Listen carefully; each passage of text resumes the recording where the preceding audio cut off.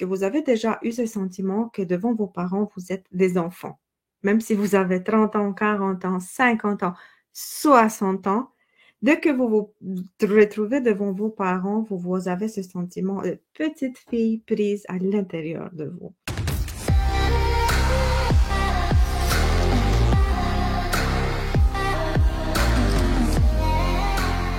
Avant de voir pourquoi on réagit de cette façon devant nos parents, il faut faire une définition un peu plus claire de c'est quoi un parent toxique. Parce que beaucoup de personnes vont peut-être confondre le thème des parents narcissiques avec des parents toxiques.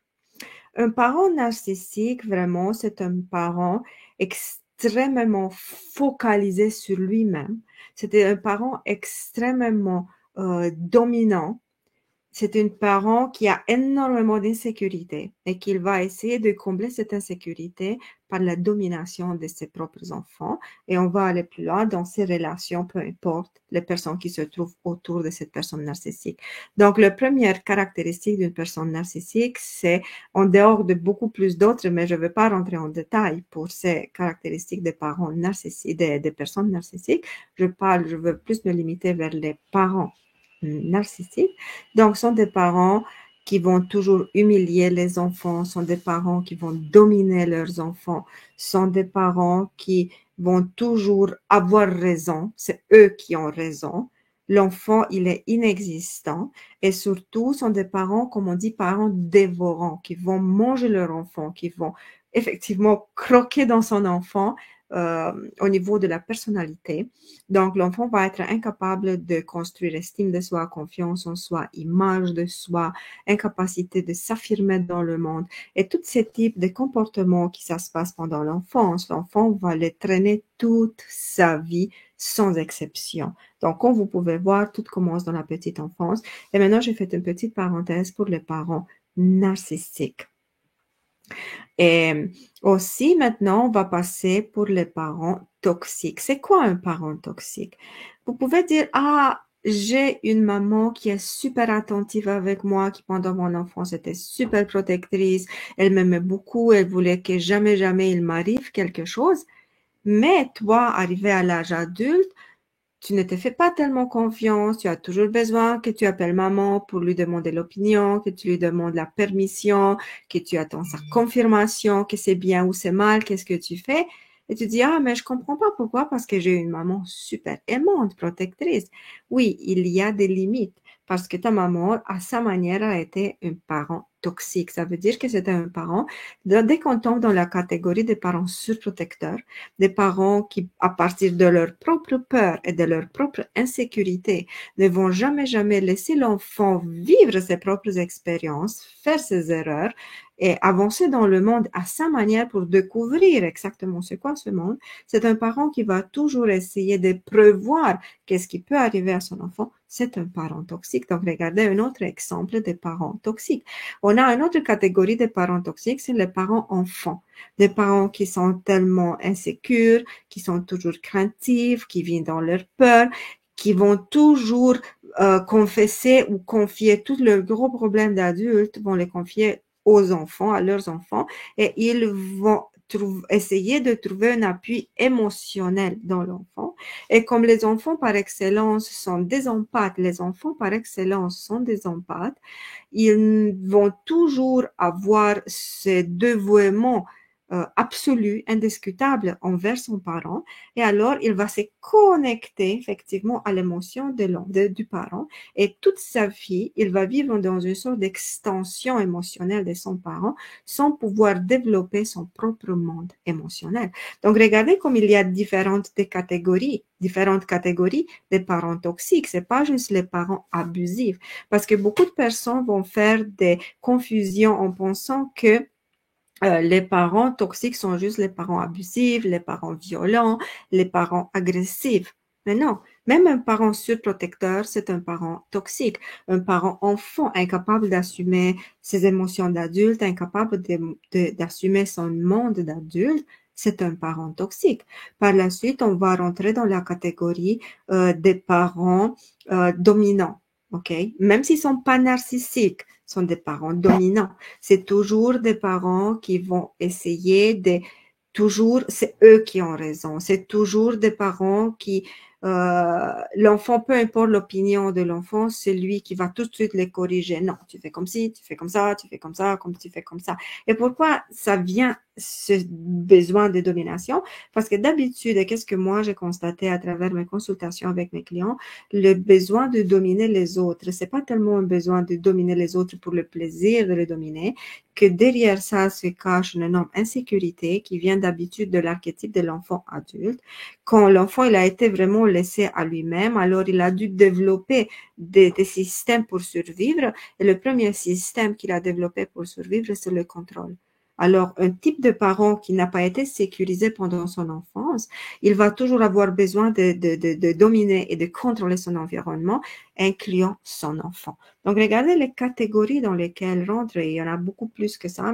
Donc, comme on a discuté cette première partie des parents toxiques, il faut vraiment, vraiment aller à la racine du problème pour voir c'est quoi effectivement un parent toxique. C'est pas et absolument faire cette différence. Ce sont pas juste des parents qui ont été abusifs, des parents qui ont abandonné les enfants, qui ont été violents, qui ont été agressifs. Il y a plusieurs catégories. Et vous savez, c'est une chose super intéressante que je discute beaucoup dans les consultations avec mes clientes qui me disent, ah, j'ai eu une enfance extraordinaire. Mais quand on commence à creuser, il y a énormément d'insécurité, énormément de manque de confiance en soi, d'estime de soi, une très faible image de soi. Et alors, on creuse et on va voir pourquoi ces conséquences à l'âge adulte. Et on trouve que à la racine de ce comportement, il y avait toujours un parent toxique. Maintenant, qu'est-ce qui se passe? On a défini ces parents toxiques. OK, ces parents toxiques sont construits de cette façon. Ils ont ce type de comportement envers l'enfant. Mais qu'est-ce qui se passe? Maintenant, l'enfant, comme je dis toujours, entre 2 et 7 ans, son cerveau, il est vraiment comme une pâte à modeler. Tu peux imprégner n'importe quelle forme parce que l'enfant va la croire.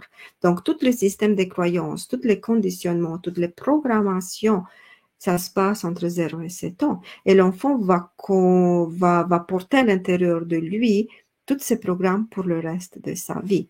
Et alors, si pendant l'enfance, l'enfant il a été vraiment dans un lien de fidélité extrême envers son parent, si l'enfant a été dans un état de soumission envers son parent, si l'enfant a été dans un état de peur et de crainte envers son parent. Si l'enfant a été dans une sorte d'extension émotionnelle, toujours vivre les émotions des parents. Et le fait de vivre par lui-même et de vivre ses propres émotions, ça le rend dans ce sentiment de culpabilité. Chaque fois quand ce parent va se retrouver devant son parent, peu importe l'âge de l'enfant, le mécanisme qui ont été vraiment configurés dans son inconscient pendant son enfance vont faire surface. Et alors, c'est pour cette raison que tu peux avoir 50 ans, mais dès que tu te retrouves devant ton parent, ce n'est pas vraiment l'adulte qui va se retrouver devant le parent, mais c'est l'enfant, toi, qui va se retrouver devant l'enfant. Et une fois que tu es dans le même milieu, avec le même facteur qui déclenche tes mécanismes de l'enfance, tu réagis exactement de la même façon. Et je vais t'expliquer un peu plus en profondeur pour comprendre comment sont déclenchés ce mécanisme d'enfant devant le parent. Par exemple, tu vas rencontrer, je vous dis, en premier, les parents toxiques ne changent pas. Ça, c'est sûr. Peu importe à quel point toi, tu vas essayer de les rendre conscients, tu vas essayer de leur expliquer que c'est pas bien, qu'est-ce qu'ils ont fait, que ça t'a fait souffrir, que tu te sens mal à l'aise, que tu veux d'autres choses. Ces parents n'entendent pas. Pourquoi? Parce qu'ils sont tellement inconscients, ils sont tellement pris dans leur propre système de fonctionnement que pour eux, ça n'existe pas un autre mode de fonctionnement.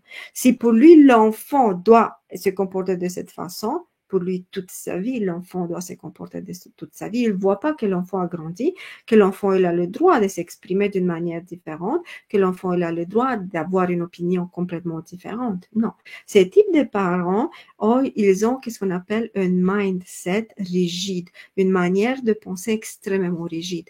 Pour eux, c'est vraiment c'est fixé en pierre ce type de comportement que l'enfant doit adopter, son propre comportement envers le parent. et alors rien ne change. C'est pour ça que beaucoup de mes clients me disent, ah, j'ai lui expliqué, j'ai pleuré, j'ai dit, c'est comme, mes parents ne m'entendent pas. C'est sûr, elles vont jamais t'entendre parce qu'ils sont tellement pris dans leur propre mécanisme qu'ils ne peuvent pas sortir de là.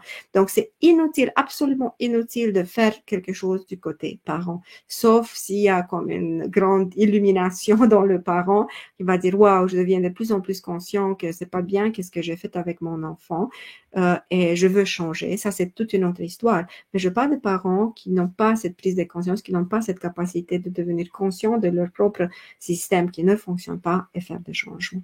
Alors, tu te retrouves dans une, peut-être tu vas aller chez tes parents, ou peut-être tes parents vont venir chez toi, ou peut-être tu vas sortir quelque part avec le parent. Tout de suite vont se créer les mêmes neuroconnexions mentales entre le parent et toi.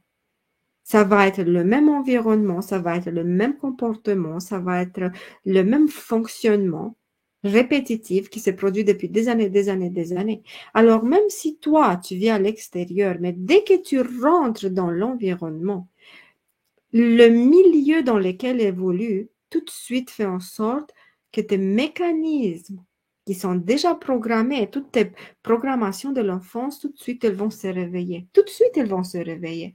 Et quand le parent va juste te regarder comme ça, oups, d'un coup, tu n'es pas la femme de 30, 40, 50 ans, tu es la petite fille de 4 ou 5 ans qui savait et qui a fait quelque chose et le parent, il n'est pas content. Parce que je vous dis, devant nous, nos parents, les connexions neuromentales et les connexions comportementales sont tellement ancrées parce qu'on a passé une vie, on a passé 18, 20, 30 ans avec, dans le même milieu, que tous les fonctionnements, tous les systèmes de soumission ou de comportements répétitifs devant le parent se mettent en place sans que tu réfléchisses, effectivement, sans que tu réfléchisses, sans que tu fasses quelque chose. Et vous savez, beaucoup de mes clientes me disent, mais Junestra, je vois clairement qu'est-ce qui se passe. Je ne veux plus redevenir la petite fille devant mes parents. Et j'ai fait tout un scénario dans ma tête en route vers mes parents pour leur dire que je ne veux pas quelque chose. Mais dès que je rentre dans le milieu, tout de suite, c'est comme tout ce que moi j'avais planifié disparaît et je ne peux pas m'affirmer. Et c'est sûr et certain, tu ne peux pas t'affirmer parce que tu ne peux pas changer ton conditionnement neuromental parce que tu le veux. Ça, c'est un travail en profondeur, c'est un travail de durée, c'est un travail qui demande beaucoup d'observation. Premier, tu dois t'observer pour pouvoir dire, oh, pourquoi je réagis comme ça, devenir conscient de ton propre dysfonctionnement pour pouvoir changer. Et surtout, tu ne peux pas changer ton dysfonctionnement, ta manière, ton conditionnement, tu ne peux pas le changer dans la présence des personnes qui ont créé ces conditionnements à l'intérieur de toi. C'est impossible. Qui m'a dit, j'avais une maman nerveuse et j'étais en manque d'affection par ma mère. Et aujourd'hui, j'ai l'impression de projeter ceci sur mes enfants. Comment je peux guérir et travailler sur moi? C'est effectivement, c'est ça, parce que regarde le modèle de ton maman. Toi, tu l'as observé pendant une vie. Pendant toute ton adolescence, ta jeunesse, jusqu'à je ne sais pas à quel âge tu es resté avec ta mère, mais ce sont des années, des années, des années où tu as vu le même modèle. Et alors, l'enfant, il va pas apprendre par qu'est-ce que le parent lui dit. L'enfant va apprendre par observation et par répétition. L'enfant va faire exactement qu'est-ce qu'il voit que son parent a fait.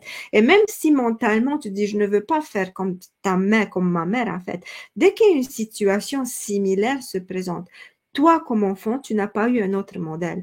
Et ce modèle est resté dans ton inconscient. Et à l'âge adulte, dès que tes enfants font quelque chose qui vont éveiller en toi le comportement, le mécanisme, tu vas réagir exactement de la même façon comme ta mère. Pas parce que tu le veux, mais parce que tu ne vois pas, tu ne connais pas un autre mode de fonctionnement. Tu ne connais pas. Justement parce que l'ancien mode de fonctionnement qui a été enregistré dans ton inconscient pendant des années, des années, des années, des années, il part tout seul. Et qu'est-ce que moi je dis souvent? C'est tout comportement et toute décision que l'on prend dans notre vie, dans tous les domaines de notre vie, elle est prise 10 secondes avant que tu deviennes consciente, justement basée sur tes programmes. Et alors, si dans ton programme, par rapport à ton enfant, c'est crie, je donne juste un exemple, je ne dis pas que c'est un exemple, mais je dis crie, parce que l'enfant, il a fait une bêtise. OK, toi, quand tu étais enfant, ta mère te punissait, va dans ta chambre où elle commençait à crier très fort, elle faisait ses crises. Tout ce modèle est resté pendant des années, tu as vu le même modèle. Maintenant, tu es maman et tes enfants font des bêtises. Tu as exactement le même comportement. Soit tu envoies ton enfant dans la chambre pour le punir, soit tu commences à crier auprès de ton enfant parce que c'est le seul modèle que tu as construit dans ton inconscient. C'est pour ça que je dis vivre sa vie en pleine conscience, c'est vraiment d'observer ses propres fonctionnements, de dire, OK, je fais comme ma mère, je crie, mais maintenant vient l'autre côté, qu'est-ce que je peux faire pour changer ce type de conditionnement? Et comme tu dis, comment je peux guérir et travailler sur moi? La guérison sur soi, c'est vraiment, donc la bonne nouvelle, c'est que tu peux changer tous ces conditionnements. Il faut en premier comprendre que c'est un conditionnement. Tu es conditionné. Point. C'est des programmes qui ont été enregistrés dans ton inconscient et qui fonctionnent à ta place. Tu ne peux pas changer le programme juste parce que tu veux changer le programme. C'est tout un processus. C'est ça le travail sur soi. C'est un processus. Et quand tu commences un travail sur soi, c'est pas que tu fais un programme, un coaching ou tu regardes des vidéos à gauche, à droite. Effectivement, tu commences un nouveau mode de vie. C'est comme les personnes qui ont des problèmes de santé. Elles disent, OK, à partir de demain, parce que j'ai des problèmes de santé, je ne veux plus manger de la viande, je deviens végétarien. Tu ne deviens pas de végétarien pour 2-3 mois. Tu deviens vraiment, c'est un mode de vie que tu commences. Que tu vas revenir plus tard dans ta vie, c'est une autre histoire, mais tu es bien décidé de changer vraiment pour de bon, pas pour un petit moment. Et ici, aujourd'hui, c'est ma mère qui a besoin de moi pour plein de choses et des fois, ça m'embarrasse, mais je ne le fais pas avec joie. Tu vois, c'est un conditionnement. Mais maintenant, c'est plus complexe parce que j'ai pas beaucoup d'informations. Peut-être que ta maman t'a conditionné pendant ton enfance. Peut-être que tu es dans l'archétype de l'enfant adulte. Ta mère était dans le rôle où elle s'appuyait souvent sur toi. Et alors, elle a créé tout de suite ce conditionnement où tu te sens responsable. Et dis-moi, s'il te plaît, si c'est le cas, si tu te sens responsable pour ta mère. Et si tu te sens responsable, alors c'est le mécanisme qui dit, je dois faire ça, aider ma mère, même si je ne veux pas. Parce qu'à l'intérieur de nous, il y a un moi familier qui reproduit le même comportement. Il y a un moi authentique, ça veut dire c'est ton âme qui veut quelque chose d'autre. Et c'est toujours un conflit. Et le temps que le moi familier, il est extrêmement puissant, ça veut dire qu'il gouverne absolument tous tes comportements, tes réactions, toute ta manière de réagir. Tu ne peux pas aller dans ton moi authentique pour dire non, je change ça, je ne veux plus ça. Donc, regardez quand tous les conditionnements de l'enfance font en sorte que quand toi, tu te retrouves devant tes parents, tu deviens la petite fille. Et dès que tu essaies de sortir de ce fonctionnement habituel, il y a un grand sentiment de culpabilité qui vient. Ah, j'ai trahi mes parents. Deuxièmement, il y a une grosse peur.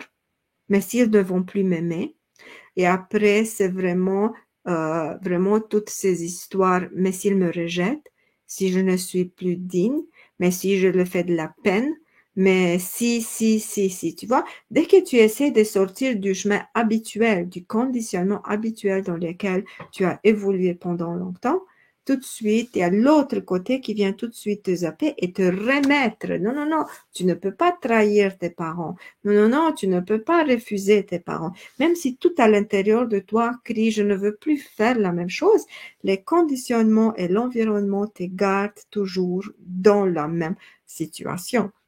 Parce que je travaille avec mes clientes qui, elles se retrouvent dans ces situations d'enfants devant leurs parents. Et dès qu'elles essaient de faire un changement, c'est une énorme lourdeur pour elles de changer, même si elles le veulent de tout leur cœur. Elles disent, je ne veux plus accepter et continuer. La même chose avec mes parents, mais dès qu'elle essaie de dire non, c'est tellement difficile à dire non. Et il y a tellement de peur qui est derrière ce non. Il y a tellement de culpabilité. Pourquoi il y a cette peur et cette culpabilité? Parce que tu réagis à partir de ton enfant intérieur qui est blessé. Donc, c'est un enfant qui a peur de trahir ses parents. C'est un enfant qui a peur d'être abandonné, de ne plus recevoir de l'amour et de blesser ses parents. Donc, tu vois, les émotions qui se mettent en mouvement dans ce type de circonstances ne sont pas les émotions d'un adulte, mais sont les émotions d'un enfant. Et l'enfant, par exclusivité, il est extrêmement fidèle à ses parents. Je peux vous dire que je vois chez mes clientes qu'elles ont vécu vraiment des enfances atroces avec des parents qui ne méritent même pas ce nom. Et toujours, ça reste ce sentiment de fidélité.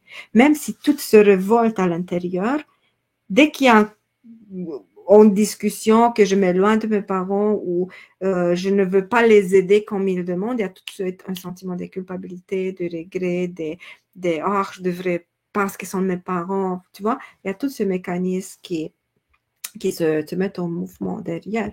Tu dis, oui, effectivement, je me culpabilise. C'est exactement que ça se passe. Parce que je vous dis, c'est pas la femme en toi qui dit, non, ce sont des parents tellement toxiques que je ne veux plus effectivement rien à voir avec eux, mais c'est toujours cet enfant intérieur en toi qui est inconditionnellement fidèle à ses parents. Et à partir de cette fidélité, il a le sentiment qu'il va trahir ses parents, qu'il va abandonner ses parents, qu'il va blesser ses parents. Et l'enfant, il ne peut pas faire du mal à son enfant, à son parent. Il ne peut pas, même si le parent le blesse. Ça reste vraiment comme, vraiment, les enfants sont créatures extrêmement intéressantes, fidèles, même si elles sont battues en permanence, elles gardent toujours dans leur cœur cet amour envers le parent et encore plus, elles gardent l'espoir que ses parents vont le voir, que ses parents vont l'aimer, que ses parents vont changer le comportement. Et je vous dis, j'ai des clients de 60 ans qui attendent toujours que leurs parents de 90 enfin peuvent le voir, enfin peuvent l'entendre, enfin vont reconnaître leurs valeurs. Or, ça sont des attentes qui vont jamais venir parce qu'un parent qui t'aime réellement et qui considère que son enfant est important et que son enfant, il l'aime, il n'a pas besoin d'attendre 90 ans pour dire à son enfant, je t'aime mon enfant. C'est naturel, à partir de sa naissance, tout cet environnement d'amour et de protection, il est offert à son enfant. L'enfant, il n'a pas besoin de faire quoi que ce soit pour commander et pour, pour recevoir l'amour. Parce que l'amour, entre enfant et parents, ça devrait être un amour inconditionnel. Je t'aime parce que tu es mon enfant. Pas je t'aime si tu fais quelque chose, si tu réponds à mes exigences, si tu réponds à mes désirs non accomplis. Et malheureusement, ce n'est pas le cas. Parce que, qu'est-ce que vous pouvez voir, et c'est pour ça qu'il y a énormément de personnes qui ont tellement de blessures, parce que pendant leur enfance, soit elles n'ont pas du tout reçu de l'amour, pas d'attention, donc leurs besoins émotionnels de base n'ont jamais été comblés et satisfaits, ou bien parce qu'elles ont reçu un amour conditionnel. Je t'aime ou je te vois si tu fais quelque chose. Et quand l'enfant il est habitué à ce système conditionnel, il va le garder toute sa vie. Et d'ailleurs, la perfection, ce n'est pas une prouesse, ce n'est pas waouh, j'ai une belle qualité, je suis perfectionniste. Non, la perfection, c'est vraiment le résultat d'un amour conditionnel. Parce que l'enfant, il a été conditionné de toujours faire plus, toujours faire plus, de toujours faire plus, pour être vu, pour être entendu, pour lui accorder un peu d'amour et d'attention. Et comme c'est les parents qui imposent ainsi conditionnel, un amour conditionnel à leur enfant, sont des parents qui eux-mêmes ne sont pas stables émotionnellement. Alors, toujours, la barre, elle se déplace toujours. Et l'enfant va être toujours en train de vouloir atteindre un niveau qui change tout le temps. Toujours plus haut, plus haut et plus haut. Et c'est comme tu veux toucher la ligne de l'horizon. Tu dis, ah, je suis juste presque à la voir, mais tu l'as jamais. Et vivre dans ce type de conditionnement, d'amour conditionnel, va te pousser vers le perfectionnisme. Et dès que tu n'es pas parfaite, tout de suite, tu vas rentrer dans la autopunition et de la autoculpabilisation. On va dire, je suis pas assez bonne. Parce que derrière tout ça, c'est caché le sentiment, si je ne suis pas assez bonne, si je ne suis pas parfaite, ils vont pas me voir, ils vont pas m'aimer, ils vont pas m'accepter, ils vont me rejeter. Donc, regardez qu'est-ce qui se passe derrière tout ça. Parce que moi, je dis toujours, notre vie est un sort, quand on vit profondément plongé dans ce type de conditionnement, c'est comme un sort de poupée russe. Toujours on ouvre une autre et une autre et une autre et une autre. Et derrière tout ce type de conditionnement se cache toujours quelque chose d'autre que d'ailleurs c'est ça que tu dois chercher pour changer les conditionnements, pas qu'est-ce que tu vois en surface. Et c'est pour ça que le travail sur soi, sur beaucoup de personnes, ne fonctionne pas ou fonctionne sur des périodes très courtes parce qu'ils essaient de travailler juste la conséquence, insécurité, manque de confiance en soi, ou je ne peux pas parler dans le public. Et alors, il essaie des stratégies pour combler la conséquence Or, le problème n'est pas là. Alors, il travaille inutilement à réparer la conséquence, à combler la conséquence parce qu'il faut travailler sur la racine du problème. Et pour arriver à la racine du problème, il faut voir les couches comme les oignons. Il y a beaucoup, beaucoup de couches avant d'arriver au cœur de l'oignon, au cœur du problème.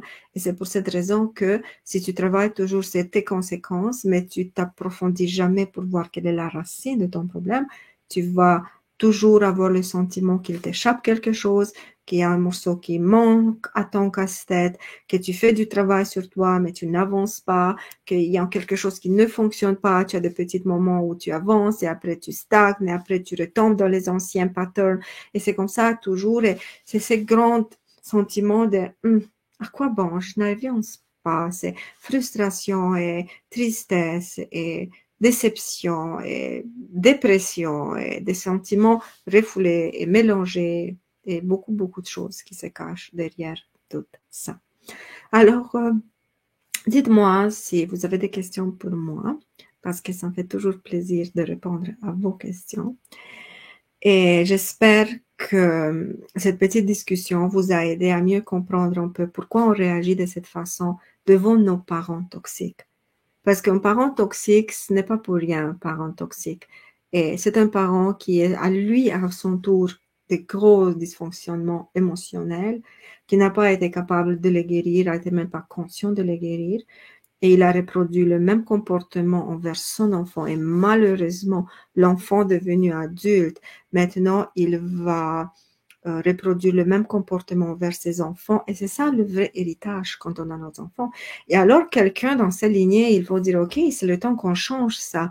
Et la personne qui se sacrifie entre guillemets, ça veut dire qui est prête à faire ce profond travail sur soi pour briser cet héritage, la transmission de cet héritage de conditionnement et de modèles de fonctionnement. C'est la personne qui va guérir beaucoup dans le transgénérationnel, qui va guérir des choses aussi pour ses parents, mais aussi pour ses enfants, et va libérer ses enfants de tout ce type de conditionnement toxique. Mais comme je dis, le travail sur soi, ce n'est pas facile, je vous dis la vérité. Ça demande beaucoup de réflexion, ça demande beaucoup de courage, ça demande beaucoup d'investissement, parce que ce n'est pas pour un petit moment. C'est un nouveau mode de vie que tu dois l'adapter, que tu dois l'adopter et que tu dois le continuer, l'entretenir pour le reste de ta vie.